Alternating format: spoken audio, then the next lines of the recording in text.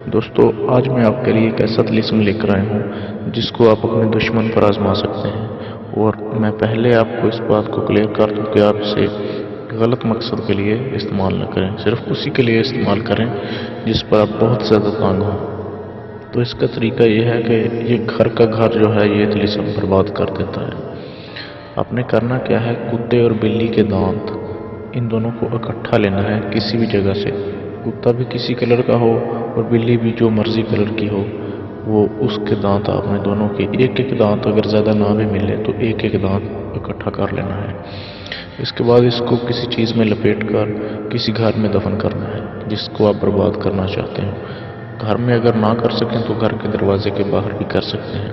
اس گھر میں ہر روز ہنگامہ برپا ہونے لگے گا، اہل خانہ ایک دوسرے کے خون کے پیاسے ہو جائیں گے، یہاں تک کہ وہ گھر تباہ و برباد ہو جائے گا۔